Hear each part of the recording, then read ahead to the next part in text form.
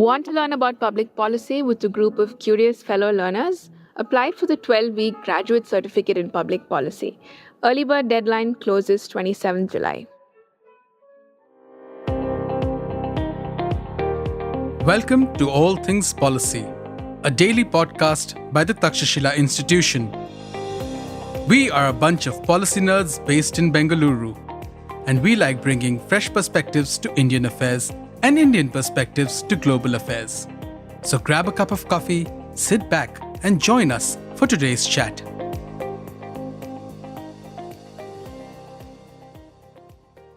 Hello everyone, welcome to today's episode of All Things Policy. I am Anvesha. I manage the Tech Policy Program and Research AI Governance at the Takshashila Institution. Last month, India Post rolled out a 10-digit alphanumeric digital postal index number, or DigiPin, which represents geographic coordinates developed by creating a uniform 4x4 meter grid of the country. This is a significant development in geolocation as well as the India stack. And today I'm joined by my colleague Swati Kalyani, who is a research analyst with the Geospatial Program team at the Takshashila Institution, to discuss why this is so significant. So Swati, I think we should probably start off by giving the audience a brief overview of what the DigiPin comprises of, what it is, who's developed it, how is it different from PIN codes, and generally how it improves geolocation. Yeah, thanks Anvesha for having me here. So as you said, DigiPin stands for Digital Postal Index Number, and it at least aims for a paradigm shift in how we, think about address in India. For example, imagine if you could just give someone your exact location just using these 10 characters, which includes alphabets and numbers. And that's what DigiPin does. It's like geocoded addressing system, and it actually divides the whole Indian subcontinent to this 4 meter into 4 meter square. That's like a 16 meter square area, and has its own unique number. And to put this in perspective, like how we would locate our, office in MG Road whenever there's a delivery, would be like, if they don't know the exact building, will be like, it's opposite this hotel, or, that road, or there's a tree or whatever. So that is vague, right? I mean, and with DigiPin, you could just simply say that this is the number, just put that and, reach there. So the brilliance obviously lies in this mathematical precision, and unlike our current, PIN code system, which covers actually, thousands of buildings across like a larger area of Bangalore or Delhi or any city, this could actually locate somewhere, even if it is like a mountain in Himachal Pradesh or these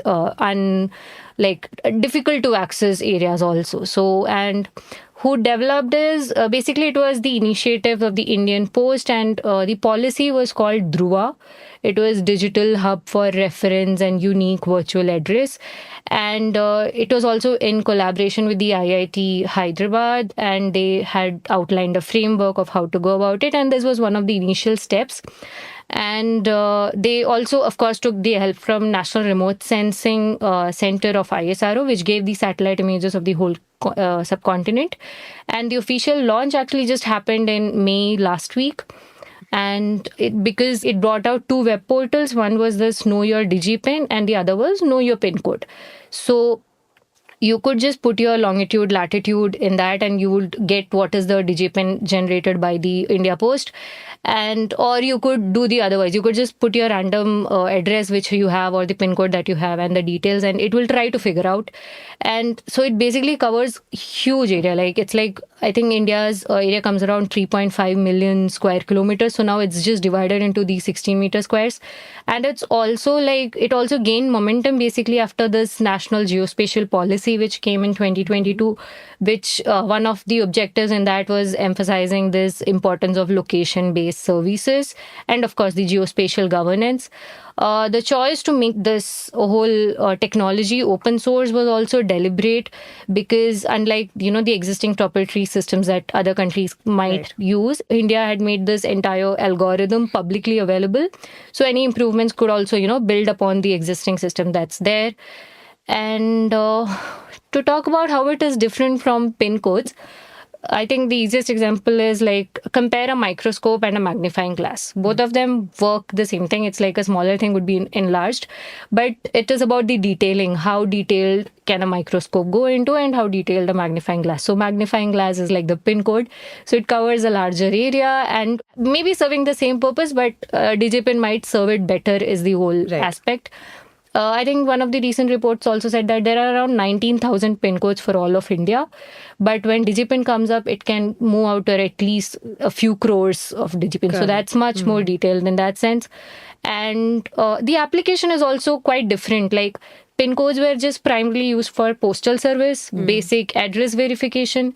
DigiPin is designed like it's more comprehensive location infrastructure that can support like maybe e-commerce, deliveries, emergency services, insurance claim verifications like property rights and everything. So if you order something online to be delivered to this PIN code, the delivery person still needs to call you to know like if this is the exact building, but that might be much easier with a DigiPin. And even the verification process, we cannot just give a PIN code when we are giving our address proof. It needs to have those 4 lines, everything detailed. But if DigiPin is integrated into that system, that might also like reduce the number of words or the documentation challenges that exist in that. Oh, wow. That's quite interesting. I think if you could dive a bit into how DigiPin works technically, like the technological backings of how it was developed and how it may be implemented in the future. Yeah, so it's quite elegant and complex. Of course, there's a lot of backend coding and all that algorithm building which takes up.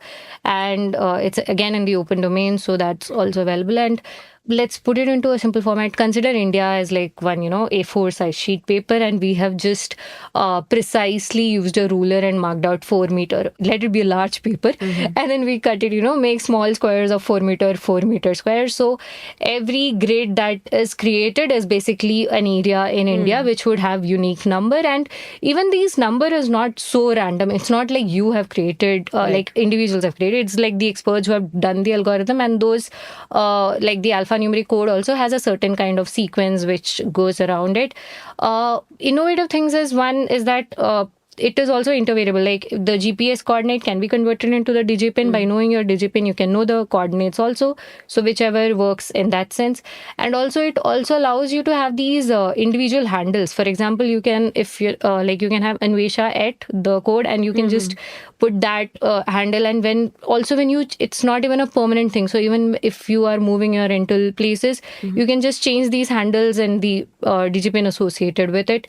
So you can, for example, if your details are there available in Amazon or whatever, you can just change it accordingly with just that 10 letter or 20 letters terms than changing the address again and again. And also it includes both directional and geographic attributes. Each code, as I said, it is something planned and designed accordingly. So it contains these embedded information. Each, for example, even our PIN code, for example, first 2 digits used to separate out a zone. So the same kind of pattern is there with the DigiPin also. So that again ensures the accuracy at precision at some level with that. Yeah. Got it. Okay. So how do you see this impacting Indians? I mean, I'm pretty sure you already spoke quite a bit about PIN codes and how it's different from PIN codes, how it would improve how we access different locations and different services in that aspect. But if you could maybe dive a bit deep into the key features, capabilities, maybe foreseen benefits, since this is not yet implemented per se, how do you see the overall impact on Indians? So the cornerstone feature is what was called as, address as a service, which was quite popularized in the last few years because it basically transforms every physical location into a digital asset that can be referenced, shared, integrated into many other applications that would come across. And like every street vendor's cart, every rural home, every construction site, all of these, even a tree in a forest, for example, would have a digital identity that can be stored in a database. And it can be probably shared also across the government services, whichever are there. And also the 4x4 meter accuracy is another significant aspect that has been popularized. And most practical features would be, this offline capability where it also doesn't need internet connectivity all the time. So if somebody is already aware of these digipins and all that, which for example, if it's a disaster response systems, they would have better awareness about these things, for example.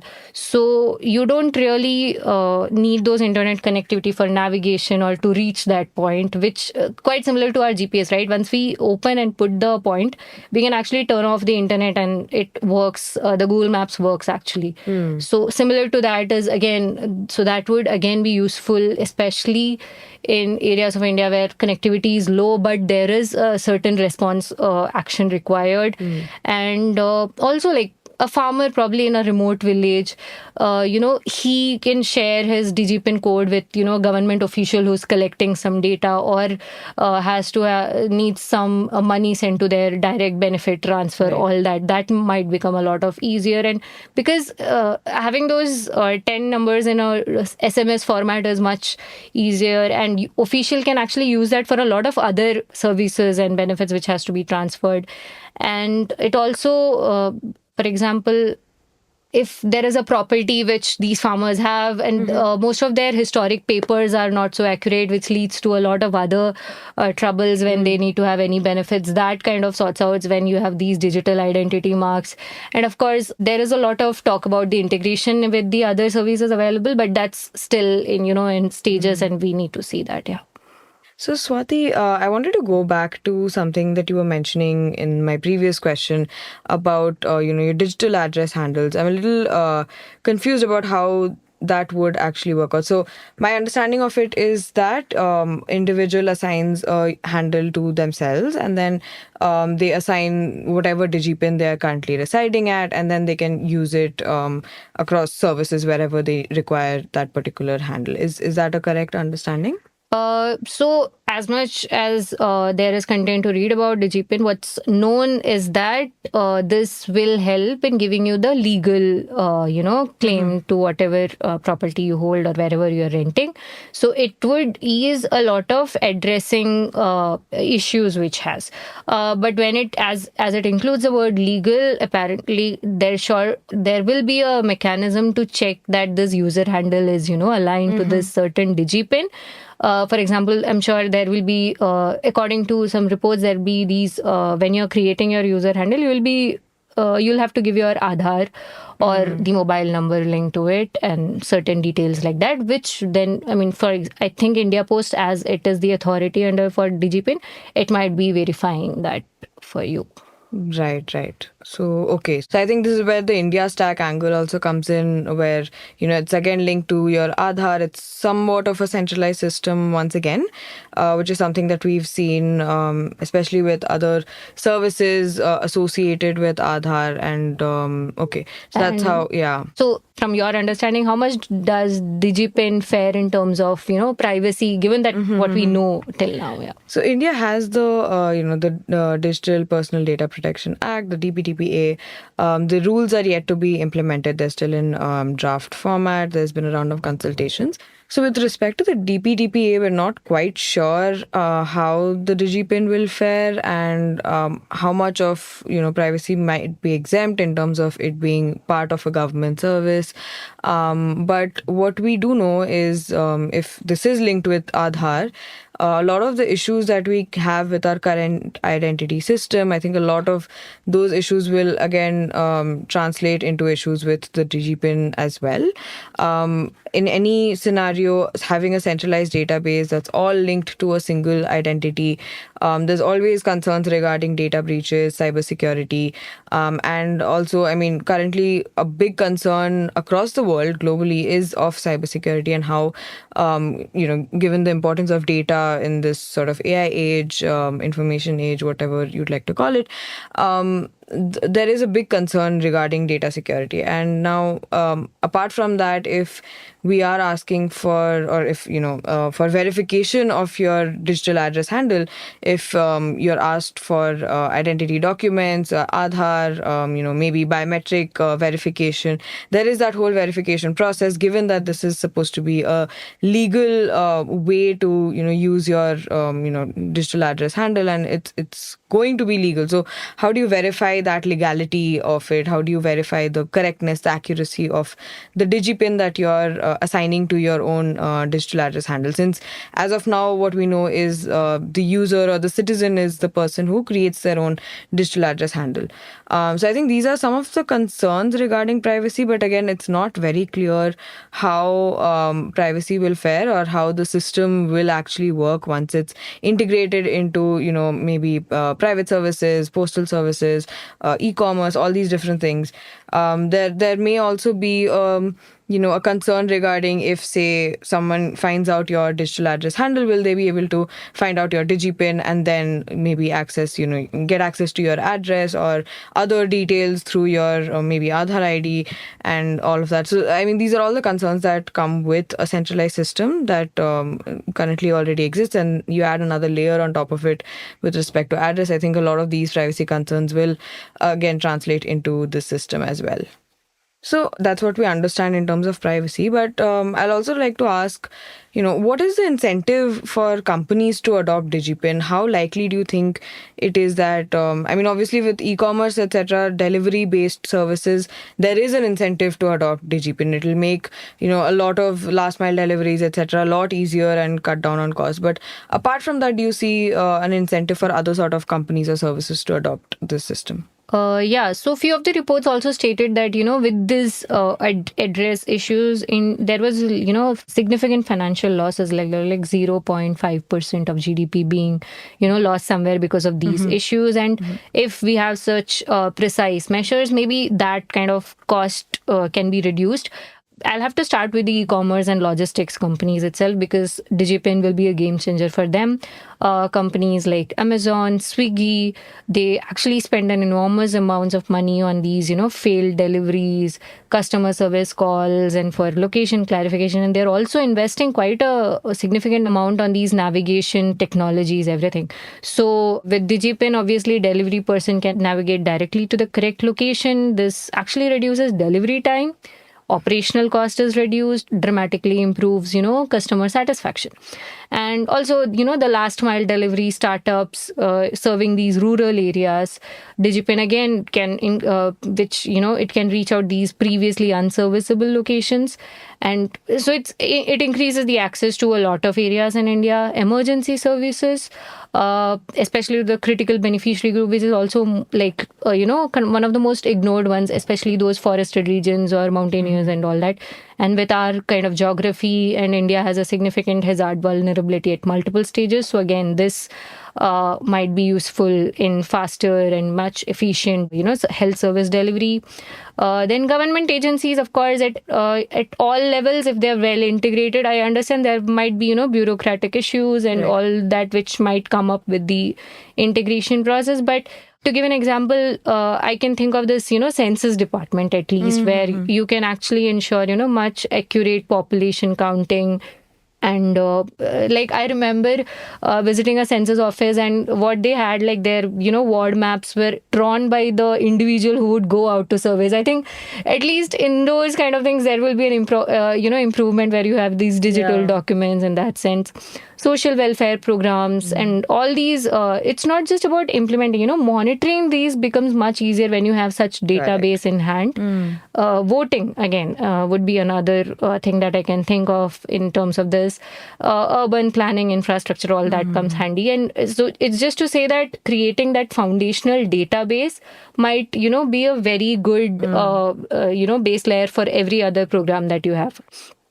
Another is the insurance companies and banks, where a lot of these, financial losses actually happen. They have significant challenges when it comes to address verification, especially in the lesser accessible areas of India. So if as the DigiPin claims to be more legally available, it can become more reliable, standardized, addressing system that can probably streamline the KYC processes. I don't know how it might look after implementation, or how long it would take to be in that successful regime, but at least, I mean, having a start is good enough. So also it would reduce these frauds related to insurance scandals and all that. Agriculture sector would be, again, there is surely one doubt remaining, that because it only covers 16 meters square, you are going to have like one person with a certain larger amount of area. I mean, 16 meters square is like smaller than most of our living rooms.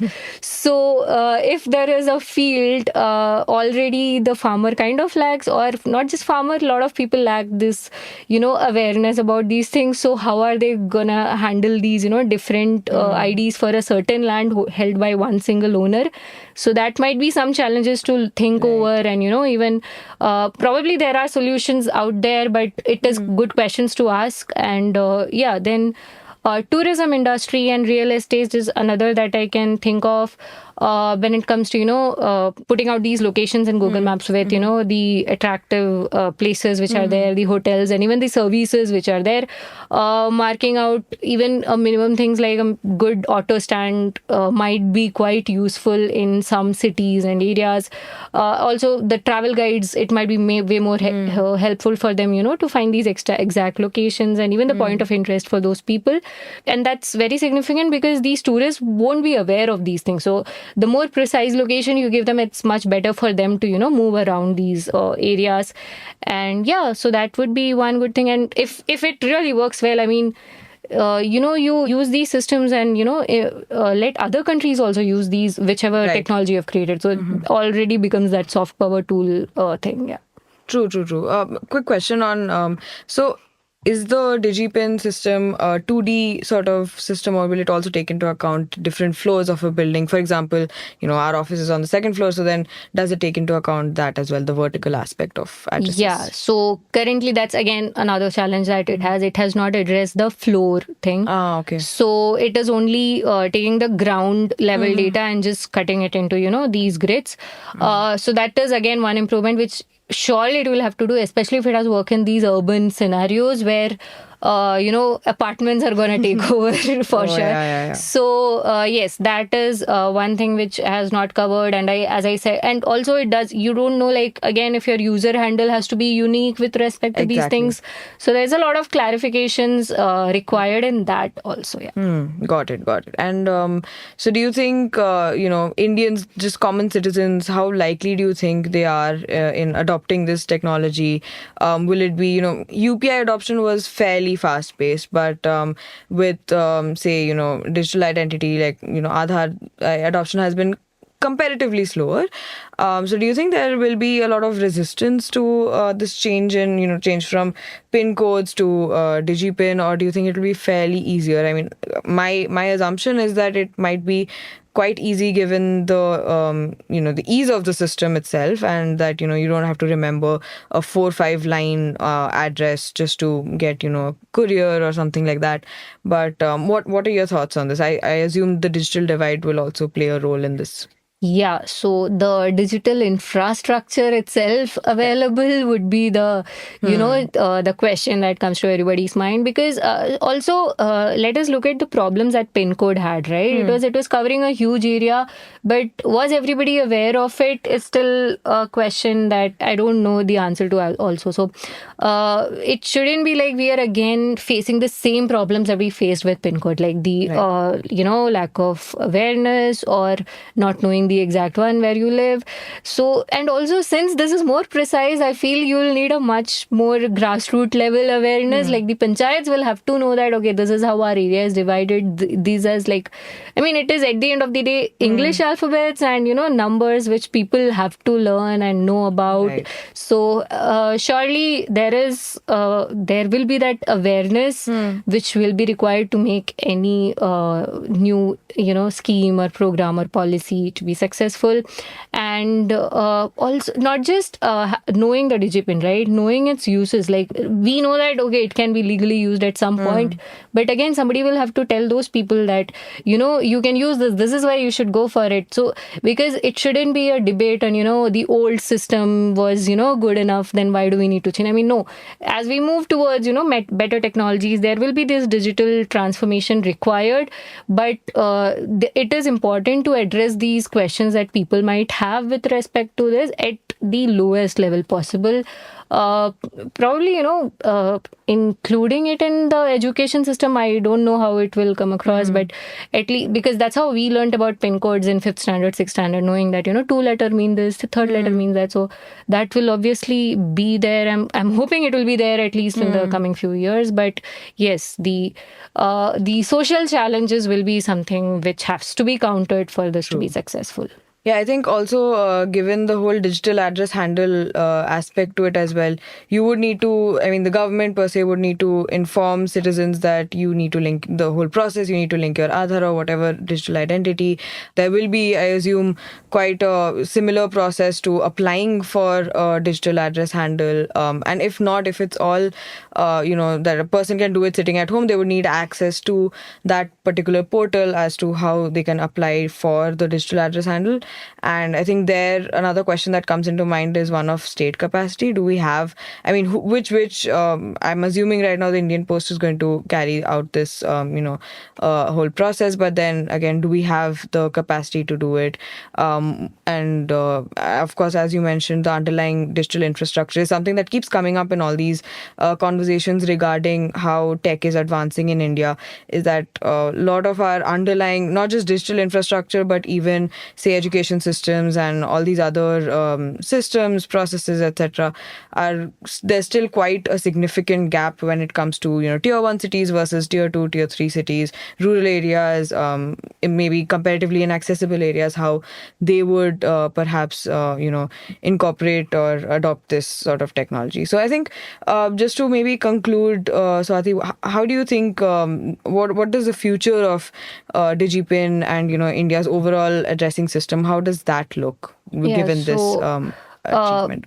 Knowing all the challenges, I'm still quite hopeful about this initiative because at least it came out and there is some kind of geospatial technology which is being integrated into these policies, and it's not just like I look at it as not just a step in the addressing system but a foundational shift towards these precision governance and how India manages its vast geographic and even demographic complexities. So I'm hoping that there will be where DigiPin becomes ubiquitous as mobile phones or our Aadhaar numbers. I mean, we have remembered it and all that. So just since we need to reach that modern India wala phase, it will be another digital identifier for and probably useful for people in real and becoming the standard references. So and probably when you have these business cards, next would be the name and the DigiPin itself. Right. So I'm quite hopeful that is where it leads to better disaster response measures, lesser property cases and all that. But yeah, I hope so. I hope that's what comes out. Yeah, lovely. I think this has been a very interesting conversation, and there are a lot more questions to be answered. There are concerns, obviously, but overall, this looks like a great move by the India Post for developing this, and it'll be interesting once it comes out, once it's implemented, and seeing how they address the various challenges and concerns with the system itself. Hopefully brings about another round of digital advancements across the country, bridging the divide, etc. So yeah, quite hopeful, and it was lovely talking to you about this, Swati. And with that, we will close this podcast episode. See you all for the next one. If you liked our show, dive into Takshashila's research on technology, strategy, and economic affairs. Check us out at our Twitter handle @TakshashilaINST or our website takshashila.org.in.